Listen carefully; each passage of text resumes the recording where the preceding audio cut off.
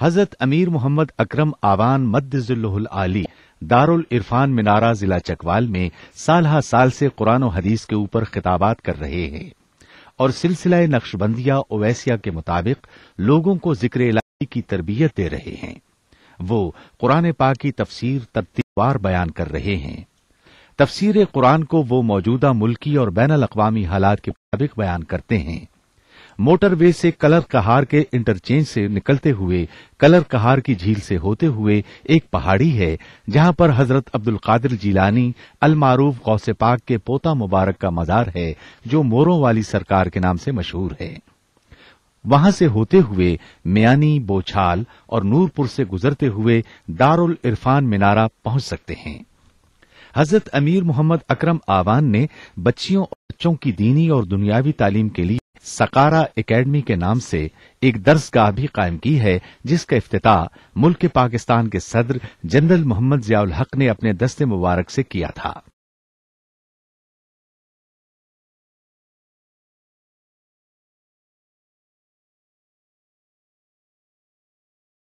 اللہ رب العالمین والصلاة والسلام علی حبیبہ محمد وآلہ وصحبہ اجمعین۔ اعوذ باللہ من الشیطان الرجیم، بسم اللہ الرحمن الرحیم۔ واتل علیہم نبأ ابراہیم اذ قال لأبیہ وقومہ ما تعبدون قالوا نعبد اصناما فنظل لها عاکفین قال هل يسمعونكم اذ تدعون او ينفعونكم او يضرون قالوا بل وجدنا آباءنا كذلك يفعلون قال أفرأيتم ما كنتم تعبدون أنتم وآباؤكم الأقدمون فإنهم عدو لي إلا رب العالمين الذي خلقني فهو يهدين والذي هو يطعمني ويسقين وإذا مرضت فهو يشفين والذي يميتني ثم يحيين والذي أطمع أن يغفر لي خطيئتي يوم الدين رب هب لي حكما والحقني بالصالحين واجعل لي لسان صدق في الآخرين واجعلني من ورثة جنة النعيم اللهم سبحانك لا علم لنا إلا ما علمتنا إنك أنت العليم الحكيم مولا یا صلی وسلم دائما ابدا على حبیبک من زانت به السرور۔ یہ آیات مبارکہ 19ویں پارے میں سورہ شعراء میں ہے۔ قرآن حکیم کوئی تاریخ کی یا قصے کہانیوں کی کتاب نہیں ہے بلکہ قرآن کریم کتاب ہدایت ہے اور انسانی زندگی کا پورا نظام الاوقات بنا کر انسان کو تھما دیتی ہے۔ کس وقت اسے کیا کرنا ہے اور کس وقت اسے کیا نہیں کرنا۔ ہمارے ہاں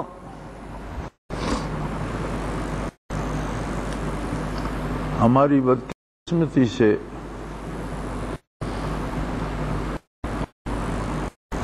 ایک عجیب رواج ہو گیا ہے کہ قرآن کی بعض صورتیں، قرآن کی بعض آیات بعض امور کے لیے پڑھنے کو بتایا جاتا ہے اور یہ چیز سیرت طیبہ سے ملتی ہے۔ نبی کریم صلی اللہ علیہ وسلم نے بعض صورتیں سونے سے پہلے پڑھ لو، کوئی مصیبت کے وقت یہ آیت پڑھ لو، یہ ارشاد فرمائے۔ لیکن یہ بات ایک ضمنی بات ہے، یعنی اصل مقصد سے ہٹ کر ایک مزید فائدہ جو ہے کہ کوئی مصیبت آتی ہے تو اسے ٹالنے کے لیے آپ قرآن کریم کی کوئی آیت پڑھتے ہیں، یا کسی دعا کی قبولیت کے لیے کوئی آیت کسی کو دہراتے ہیں یا پڑھتے ہیں، تو یہ ایک اصل سے ہٹ کر زائد فائدہ ہے۔ لیکن ہماری بدقسمتی یہ ہے کہ ہم نے اسی کو اصل بنا لیا۔ اب ہم قرآن کریم کو اس نظر سے پڑھنا بھول گئے کہ یہ پوری زندگی کا ایک نصاب ہے، حلال و حرام، خرید و فروخت، جائز و ناجائز، امن و جنگ، ہر بات میں والدین کے ساتھ رشتہ، اولاد کے ساتھ تعلق، دوستی اور دشمنی، یعنی پیدا ہونے سے لے کر باشعور ہونے سے لے کر مرنے تک تا دم واپسی ہم کیا کرنا ہے اور کیا نہیں کرنا، اس کا ایک مکمل نظام ہے جسے نہ صرف پڑھنا ضروری ہے بلکہ جاننا اور سمجھنا ضروری ہے۔ اللہ کا وہ بندہ جسے دولت ایمان نصیب ہو، وہ دنیا کی کوئی اور کتاب پڑھے نہ پڑھے، دنیا کا کوئی اور علم سیکھے نہ سیکھے، اس کے لیے ضروری ہے کہ وہ قرآن کریم کو پڑھے بھی اور قرآن کریم کا ترجمہ بھی اپنی زبان میں جاننے کی کوشش کرے، سمجھنے کی کوشش کرے اور اس پر عمل کرنے کی بھرپور صحیح کرے۔ اس ضمن میں بعض تاریخی واقعات قرآن کریم نے ارشاد فرمائے۔ ہم پیدا ہوتے ہیں، ہم اپنا مذہب اور عقیدہ والدین سے لیتے ہیں۔ مسلمانوں میں بھی بے شمار فرقے بن گئے ہیں، ہر فرقے میں جس میں جو بچہ پیدا ہوتا ہے اسی فرقے کا رکن بن جاتا ہے۔ لیکن آباء و اجداد کی پیروی نجات کا سبب نہیں ہے، نجات کا سبب رسول اللہ صلی اللہ علیہ وسلم کی پیروی ہے۔ اگر آباء و اجداد نبی کریم صلی اللہ علیہ وسلم کے پیروکار ہیں تو ہمیں پیروی پھر بھی اس حوالے سے کرنی ہے کہ ہم آقا نامدار صلی اللہ علیہ وسلم کی پیروی کر رہے ہیں۔ تو اس میں اللہ کریم نے فرمایا وَاتْلُ عَلَيْهِمْ نَبَأَ ابراہیم، ہے میرے حبیب انہیں آپ ابراہیم علیہ نبینا و علیہ الصلوۃ والسلام کا واقعہ سنائیے کہ جس گھر میں وہ پیدا ہوئے وہ گھر بت کدہ نہیں تھا، بت کدے کی رونق کا سبب تھا، اور ان کے والد بت تراش تھے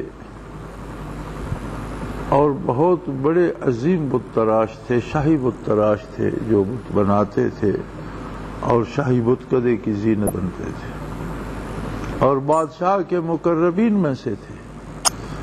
چونکہ مذہبی اعتبار سے ان کا مقام بہت بلند تھا، وہ بتوں کو پوجنے والی قوم تھی اور وہ بت بنانے والے تھے، پھر شاہی دربار سے منسلک تھے۔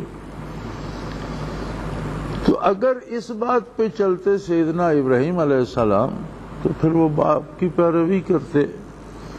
فرمایا مگر انہوں نے اذ قال لأبیہ وقومہ، انہوں نے اپنے والد سے بھی فرمایا اور پوری قوم سے بھی یہ بات کی، ما تعبدون، یہ تم کس چیز کی عبادت کر رہے؟ یہ کیسی عجیب بات ہے کہ ایک پتھر ہے، آپ اسے چاہو تو غسل خانے میں لگا دو، آپ اسے چاہو تو دیوار میں چن دو، چاہو تو عبادت خانے میں بھی لگا دو، اور چاہو تو اسے تراش خراش کر ایک صورت بنا کے اس کی پوجا شروع کر دو۔ یہ کہاں کی دانش مندی ہے؟ ما تعبدون، یہ کس چیز کی پوجا آپ لوگ کر رہے ہیں؟ کیونکہ اس میں زندگی کے تو آثار نہیں ہے، اس لیے ما فرمایا، یعنی بے جان چیز ایک، کہ کس بات کی، کس چیز کی پوجا کر رہے ہو؟ قالوا نعبد اصناما، ہم تو اپنے بتوں کی پوجا کرتے ہیں۔ فنظلوا لها عاکفین، اور اس پر جمے ہوئے۔ بھئی کیوں جمے ہوئے ہو؟ ان بتوں کی پوجا کا کیا حاصل ہے؟ قال هل يسمعونكم اذ تدعون، کہ تمہارا خیال ہے کہ جب تم ان کے سامنے گڑ گڑاتے ہو اور روتے ہو اور دعائیں کرتے ہو تو یہ تمہاری بات سن رہے ہوتے ہیں؟ یا او یضرون، یا یہ تمہارا کچھ بگاڑ سکتے ہیں، یا تو تمہاری آوازاری سن کر تمہاری کوئی مدد کریں، تمہارا کچھ سنواریں، یا اگر تم ان کی عبادت نہ کرو تو یہ تمہارا کچھ بگاڑ لیں۔ انہوں نے کہا ہمیں ان باتوں سے کوئی غرض نہیں۔ قالوا بل وجدنا آباءنا كذلك يفعلون، انہوں نے کہا ہمارا باپ دادا اس طرح کرتا تھا، ہم اس طرح کر رہے ہیں، ہمیں اس سے کوئی غرض نہیں کہ یہ سنتے ہیں یا دیکھتے ہیں یا بولتے ہیں، کچھ کر سکتے ہیں یا نہیں کر سکتے۔ اب یہ تو کوئی دلیل نہیں تھی، دلیل کا تو جواب ہوتا ہے جب دلیل ہی ختم، یہ تو کوئی دلیل نہیں ہے کہ باپ دادا ایسا کرتے تھے ہم ایسا کرتے ہیں، خواہ یہ سنے نہ سنے، ان سے کوئی نفع ہو یا نہ ہو، کوئی نقصان کر سکیں یا نہ کر سکیں۔ آپ نے تو دلیل دی تھی کہ کیا یہ تمہاری بات سنتے ہیں، پھر تو ان سے بات کرنا ایک بن سکتا ہے سبب، بات کرنا چاہیے، یا اگر ان سے بات نہ کی جائے تو کوئی نقصان کر دیتے ہیں، پھر بھی چاہیے کہ اس نقصان سے بچنے کے لیے ان سے بات، تو کچھ بھی نہیں ہے۔ انہوں نے کہا جی ہمیں ان باتوں سے غرض نہیں، ہمارا باپ دادا ان کی پوجا کرتا تھا، ہم کر رہے ہیں۔ انہوں نے بڑی وضاحت سے فرمایا قال افرأیتم ما کنتم تعبدون انتم وآباؤکم الاقدمون، خوب اچھی طرح سن لو، تم اور تمہارے آباء و اجداد جن کی پوجا کرتے ہو فإنہم عدو لی، میرے یہ دشمن ہیں، میں انہیں دشمن سمجھتا ہوں اور میں ان سے مقابلہ کروں گا۔ الا رب العالمین، مجھے صرف اس رب کی ضرورت ہے جو تمام جہانوں کا پروردگار ہے۔ اب آگے بندہ مومن کا اور رب العالمین کا رشتہ بیان ہوتا ہے۔ رب کیسا ہے؟ الذی خلقنی، وہ پروردگار ہے جس نے مجھے پیدا کیا۔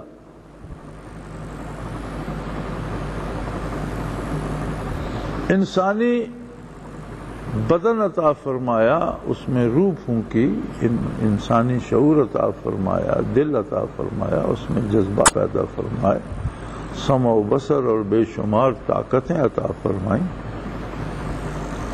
الذی خلقنی فہو یہدین، اس نے مجھے جب پیدا کیا ہے تو میں اسے نہیں چھوڑوں گا تو وہ مجھے راستہ بھی دکھائے گا۔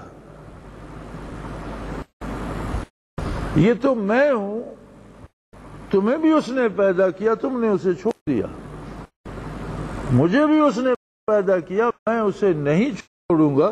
فہو یہدین، وہ مجھے صحیح اور حقیقی راستے کی رہنمائی فرمائے گا، اور وہ ایسا ہے والذی یطعمنی ویسقین، وہ ایسا ہے کہ مجھے کھانا بھی وہی کھلاتا ہے اور چند گھونٹ پانی جو نصیب ہے وہ بھی وہی عطا کرتا ہے۔ میرا اس کے ساتھ صرف پیدائش کا رشتہ نہیں ہے کہ اس نے پیدا کیا، میں پیدا ہو گیا، پھر وہ بھی فارغ میں بھی فارغ، ایسی بات نہیں ہے، بلکہ ہر لقمہ تر جو میرے پیٹ میں جاتا ہے وہ وہی عطا، مجھے وہ کھلاتا ہے، یطعمنی، وہ کھلاتا پلاتا ہے مجھے، ویسقین، پانی پلاتا ہے، فَإِذَا مَرِضْتُ فَهُوَ يَشْفِينِ، میری ضرورتیں وہی پوری کرتا ہے، میں بیمار ہوتا ہوں وہ مجھے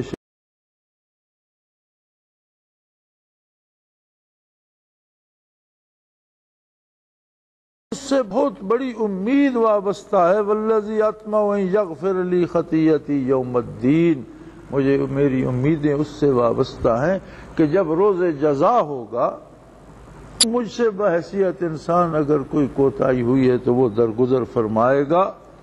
اور پھر آپ نے دعا فرمائی رب ہب لی حکما، اے اللہ مجھے حکمت عطا فرما۔ حکمت کیا ہے؟ جامعیت بین العلم والعمل. حکمت ہے علم ہونا اور توفیق عمل ہونا. حکمت ہے اللہ کے احکام کو جاننا اور اس پر عمل کی توفیق عطا ہونا.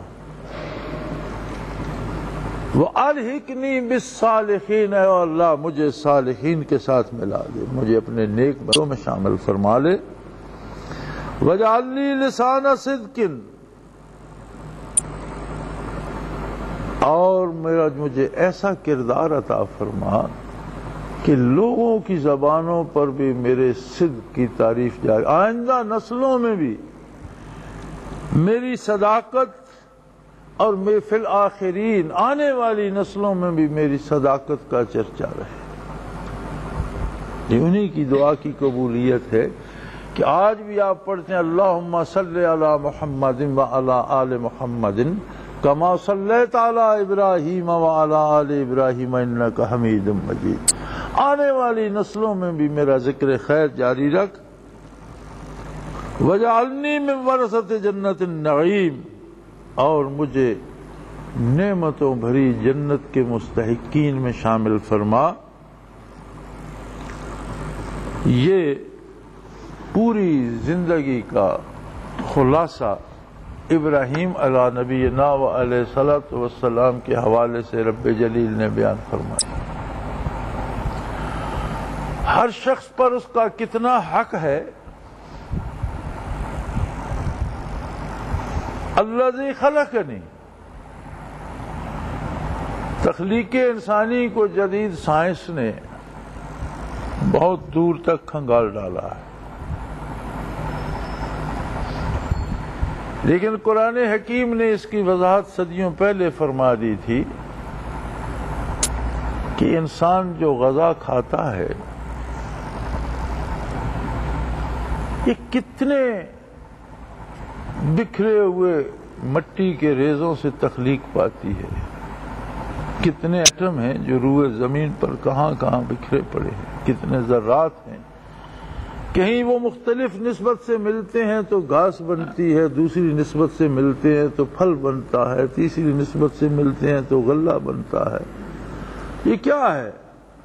یہ ساری مشت خاک کی اور مشت غبار کی مختلف صورتیں ہیں جو صانع حقیقی انہیں عطا فرماتا رہتا ہے. اس گھاس کو پھر جانور کو کھلاتا ہے، جانور پہ گوشت بنتا ہے، دودھ بنتا ہے، گھی بنتا ہے، مکھن بنتا ہے، دہی بنتی ہے. اب کس کس انسان کے ذرات خاکی اس گھاس میں تھے، کس کس جانور کا حصہ بنے. کسی کے حصے میں اس کا دودھ آیا اور مٹی دودھ کی شکل میں اس تک پہنچ گئی، دوسرے کے حصے میں اس کا گوشت آیا اور وہ مٹی گھاس سے گوشت بن کر اپنے اصل جہاں اسے اللہ پہنچانا چاہتا تھا، جس بن کا حصہ تھی، وہاں پہنچ گئی. یہ کتنی باریک کار گہے حیات ہے کہ اب جو آپ کھاتے ہیں تو آنے والی نسل کا حصہ آپ کی پشت میں، آپ کے صلب میں محفوظ ہوتا جاتا. یخرج من بین الصلب والترائب، صلب سے اور پسلیوں سے، سینے سے نکلتا ہے. ماں کا دودھ سینے میں ہوتا ہے، خوراک ماں کھاتی ہے اور زمین پر بکھرے ہوئے ذرات اس کی غذا بنتے ہیں. لیکن ساتھ جتنے بچوں کو اس نے پالنا ہے اور جنہوں نے اس کے پیٹ سے جنم لینا ہے اور جنہوں نے اس کے سینے سے دودھ پینا ہے، ان کے حصے کی غذا الگ ہو کر جمع ہوتی چلی جاتی. ایک ماں کے 3-4 بچے ہوتے ہیں تو پہلا بچہ سب کی غذا نہیں کھا جاتا کہ پچھلوں کے لیے باقی نہ رہے. ہر ایک کو اپنا حصہ اس کا وہاں ریزرو ہوتا ہے. یہ عجیب بینک ہے انسانی وجود کہ اپنے حصے کے جو اسے ملتی ہے غذا وہ اپنا گوشت خون ہڈیاں بناتے ہیں، آنے والی نسل کی صلب اور سینے میں محفوظ ہوتی چلی جاتی. تو ایسا کریم جو اتنی باریکی سے ہر ایک کا حصہ محفوظ رکھتا ہے، ہم دنیا میں آ کر اس پر اعتبار نہیں کرتے، جھوٹ بولتے ہیں، چوری کرتے ہیں، ڈاکے ڈالتے ہیں کہ شاید میں اس طرح لے لوں گا۔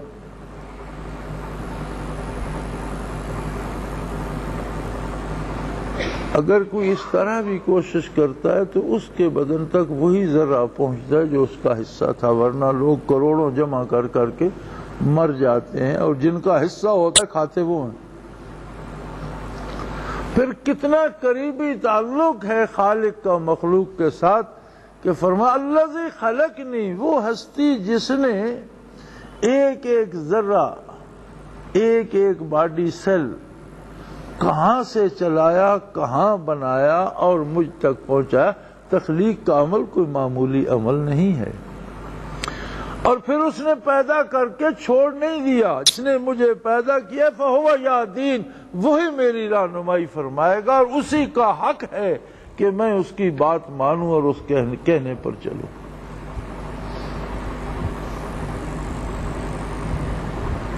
اور اس کے بعد بھی جتنے ذرات اپنا عرصہ، یہ انسانی جسم میں جس قدر بھی باڈی سیل ہیں ان کی اپنی عمر ہے، ایک جہان آباد ہے ہر وجود میں۔ ہمیں تو روئے زمین پر انسانی یا حیوانی چرند پرند کی آبادی نظر آتی ہے، تم کہتے ہیں بہت بڑی آبادی ہے۔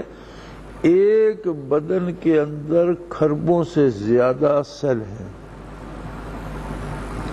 ہر باڈی سیل کی اپنی ایک عمر ہے، کبھی وہ بیمار ہوتا ہے، کمزور پڑتا ہے، مر جاتا ہے، چوٹ لگتی ہے کتنے سیل مر جاتے ہیں، بیمار ہوتا ہے کتنے سیل مر جاتے ہیں، کتنے وہ نئے پیدا۔ ایک جہان آباد ہے ہر وجود کے اندر جس میں لاکھوں جرمز، لاکھوں سیل مرتے بھی ہیں اور لاکھوں جرمز پیدا بھی ہوتے ہیں۔ یہ تو آج کل سائنس نے بھی بات کھول کے رکھ دی، ذرا کسی کو بخار ہوتا ہے تو وہ کہتے ہیں اس میں فلاں جرمز آ گئے جی، اب وہ بڑھ رہے ہیں، بڑھے جا رہے ہیں، اچھا جی ٹیکہ لگا دیا، اس سے ان کی نہ صرف افزائش رک گئی بلکہ وہ مرنا شروع ہو گئے جی، 3-4 ٹیکے اور چاہیے جی، یہ سارے مر جائیں گے، صحت ٹھیک ہو جائے گی۔ اس کا مطلب ہے کہ زندگی اور موت کا جو تماشا ہم ظاہر زمین پہ دیکھتے ہیں ہمارے اندر بھی موجود ہے۔ یہ طلوع و غروب صرف باہر نہیں، ایک جہان ہر وجود کے اندر ہے، اور ہر وجود کو ہر لقمہ وہی خالق حقیقی پہنچاتا ہے، ہر پانی کا گھونٹ وہی دیتا ہے، کوئی خرابی ہو جائے تو وہی درست فرماتا ہے۔ اب کتنا قریبی تعلق ہو گیا، والدین سے بھی، بہن بھائیوں سے بھی، دوستوں سے بھی، سب سے قریبی تعلق کس کا ہے؟ خالق کا اور بندے کا، خالق کا اور مخلوق کا۔ تو اس سیدنا ابراہیم علیہ السلام دلیل کے طور پر انہیں بتا رہے ہیں کہ جو ذات اتنی کریم، اتنی عالی شان، اتنی قادر اور اتنی کریم ہے اور اتنی شفیق ہے میرے ساتھ، بھلا میں اسے کیسے چھوڑ دوں اور تمہاری بات مانوں؟ قرآن حکیم نے ہمیں یہ قصہ نہیں سنایا، قرآن حکیم ہمیں یہ باور کرانا چاہتا ہے کہ ہم میں سے ہر ایک کے ساتھ بھی اللہ کا یہی کریمانہ سلوک ہے۔ ہمیں بھی وجود اسی نے بخشا، زندگی اسی نے عطا کی، ہمیں بھی رزق وہی دیتا ہے، ہمیں بھی پانی کا گھونٹ وہی دیتا ہے، ہمیں بھی ہر سانس کی ہمت وہی عطا کرتا ہے، اور موت اسی کی طرف سے آئے گی، اور موت کے بعد زندگی بھی وہی دے گا۔ اب بھلا اسی سے بگاڑ بیٹھے تو باقی بچے گا کیا؟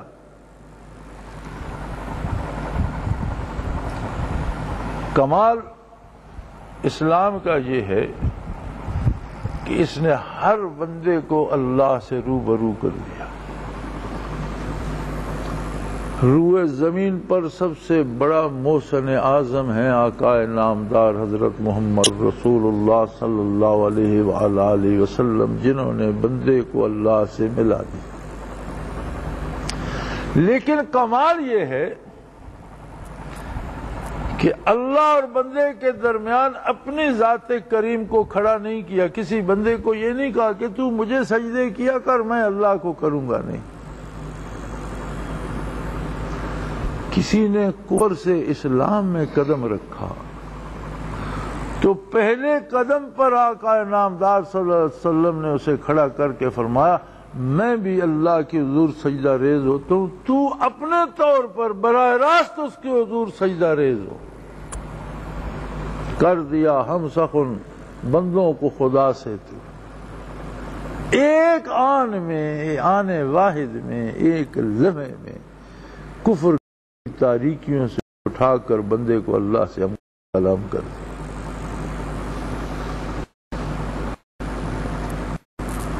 یہی مفہوم ہے اسلام کا جو قرآن کریم بتاتا ہے. مسلمانی ایک قومیت نہیں ہے، مسلمانی کوئی دنیاوی رشتہ نہیں ہے، مسلمانی محض تعلقات اور رشتوں اور برادری کی بات نہیں ہے، مسلمانی ہے بندے اور اللہ کا براہ راست تعلق.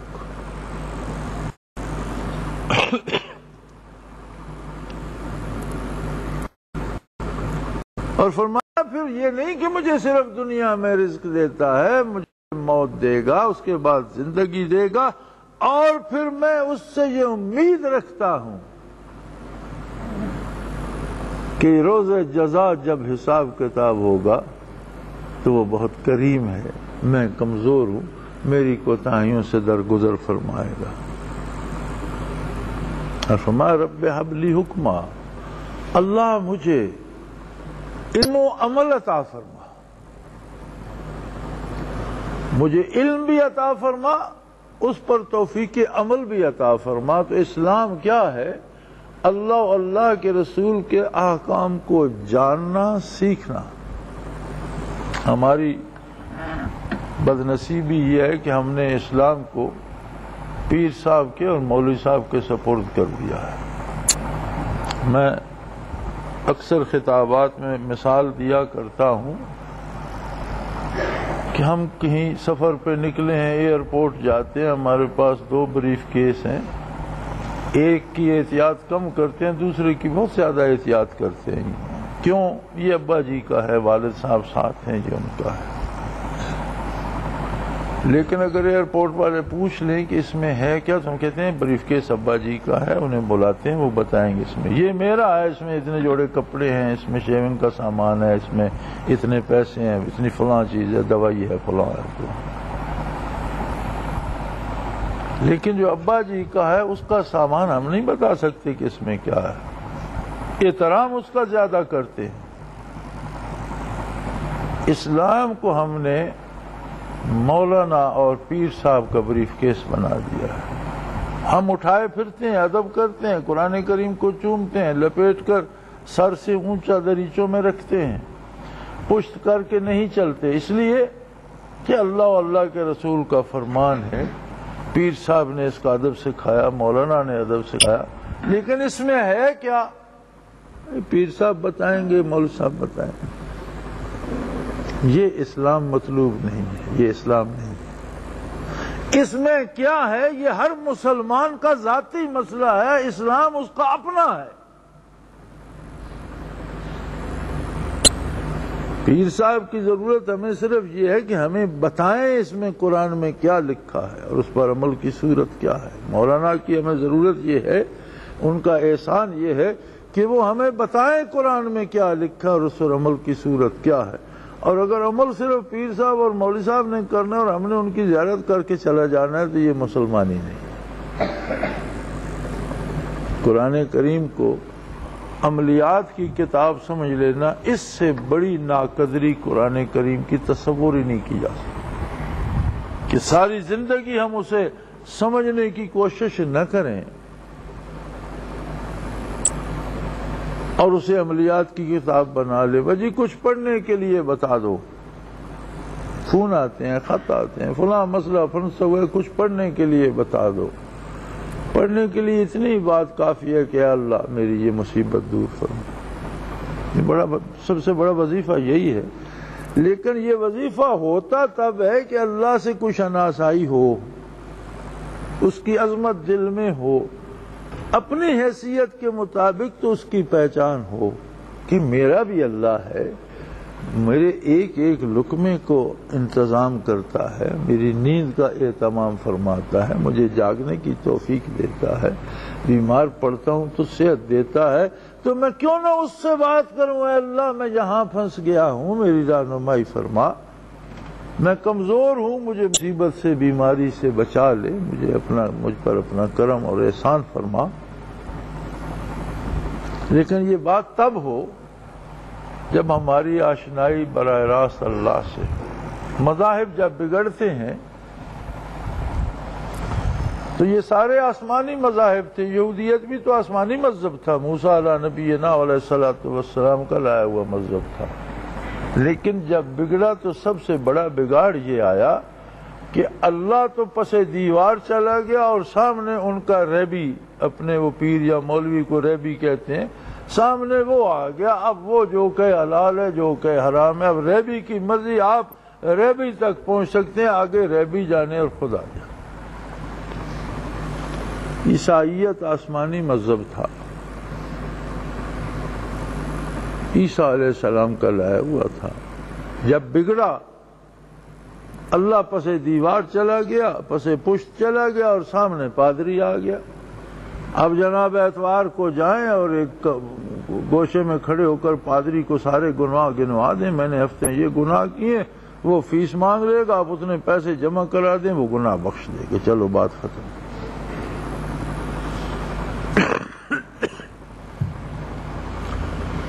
ہندو مذہب جو ہے یہ آسمانی مذہب نہیں ہے، انسانوں کا گھڑا ہوا ہے، اس لیے اس میں اللہ کا کوئی تصور ہی نہیں ہے۔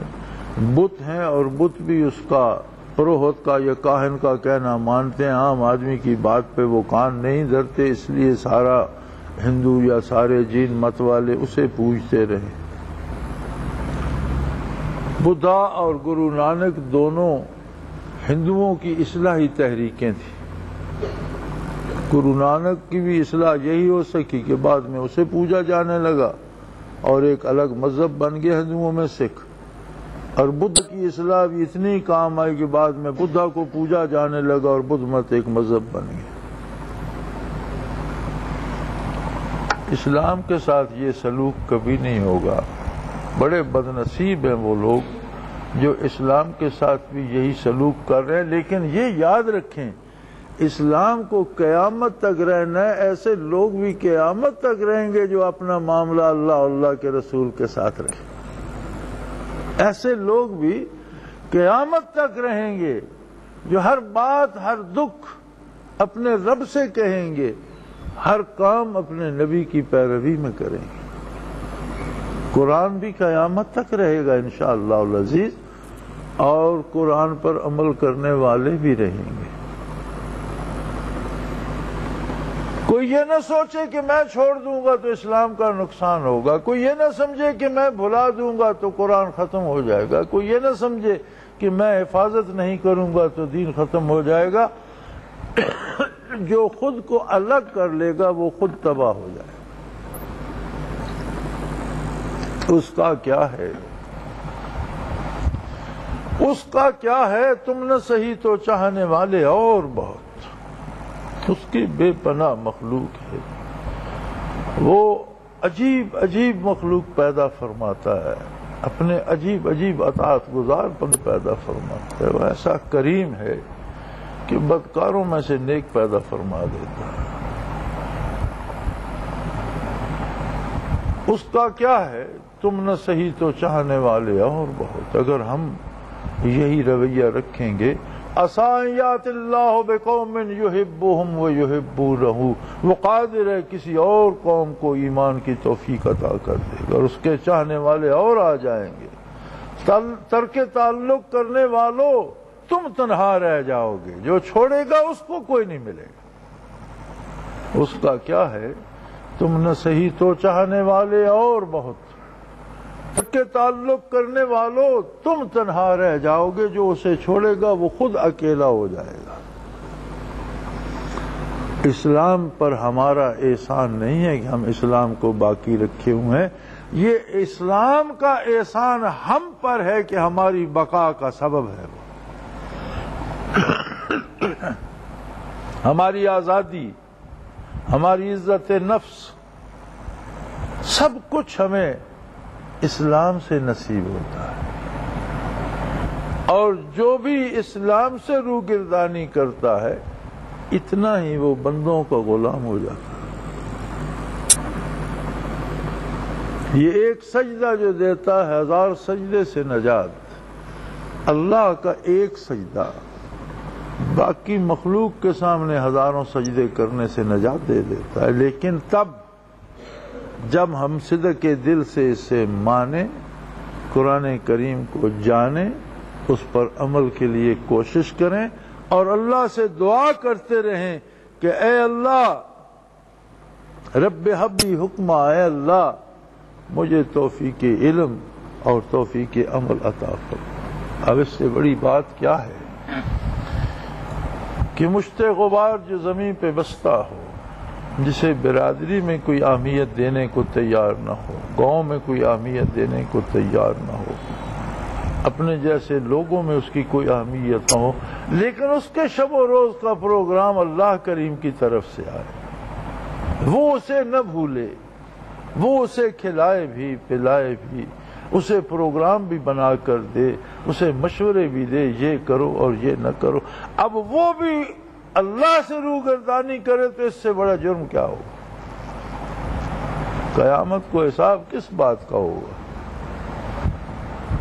اسی بات کا تو حساب ہے کہ میں نے تیرے ساتھ کیا سلوک کیا اور تو نے اس کا جواب مجھے کیا دیا، میں نے تجھ پر کتنے احسان کیے اور تو نے ناشکری کی کیا حدیں توڑی۔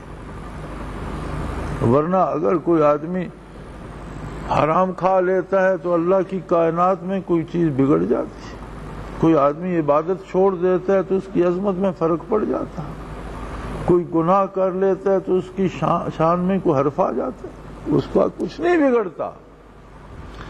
ساری دنیا کا ہر فرد ولی اللہ ہو جائے تو اللہ کی شان میں اضافہ نہیں ہوتا، اور خدا نہ کرے کہ دنیا پہ سانس لینے والا ہر فرد کافر ہو جائے، عظمت الہی میں کوئی کمی واقع نہیں۔ وہ لوگوں کے ماننے نہ ماننے، اطاعت یا عدم اطاعت کا محتاج نہیں ہے، بگڑتا اس بندے کا ہے۔ اور حساب کیا ہوگا قبر میں، قیامت میں؟ یہی ہوگا، کیا تجھے تو کوئی نہیں پوچھتا تھا، میں نے تیری حفاظت بھی فرمائی، تیرے کھانے پینے کا اہتمام بھی کیا، تجھے اگر کسی نے بھی نہیں جانا میں تو نہیں بھولا، میں نے تجھے میٹھی نیند بھی سلایا، میں نے تجھے صحت بھی دی، عقل و شعور بھی دیا، گھر بار بھی دیا، بال بچے بھی دیے، دنیا کی ہر نعمت میں نے تجھ پہ ارزاں کر دی، میں نے سورج کی کرنیں تجھ تک بھی پہنچائیں، میں نے ہوا کے جھونکے تیرے گھر تک بھی پہنچائے، میں نے برستی بوندوں کو تیری کٹیا تک بھی پہنچایا، اور تو نے جواب میں مجھ سے بغاوت کر دی۔ یہی حساب ہوگا۔ اللہ کریم معاف فرمائے، خطا انسان سے ہو جاتی ہے لیکن اس کا علاج توبہ ہے، اور توبہ یہ ہے کہ گناہ کو چھوڑ دے اور آئندہ نہ کرنے کا پکا عزم کرے اور اسے دہرائے نہیں۔ زبانی کہنے کا نام توبہ نہیں ہے، توبہ ایک عمل کا نام ہے۔ یہ غلطی ہو گئی، اس کا احساس زندہ ہو، وہ غلطی چھوڑ دے، آئندہ کوشش کرے کہ وہ نہ کرے اور اللہ سے بخشش مانگے۔ تو میرے بھائی، قرآن کریم اللہ کا ایک احسان ہے، ہر مسلمان کو چاہیے کہ قرآن کو ضرور پڑھے، زندگی میں کچھ پڑھ سکے نہ سکے، قرآن کو ضرور سمجھے، اور کوئی چیز سمجھ سکے یا نہ سکے، اور اپنی زندگی کو قرآن کے مطابق ڈھال لے۔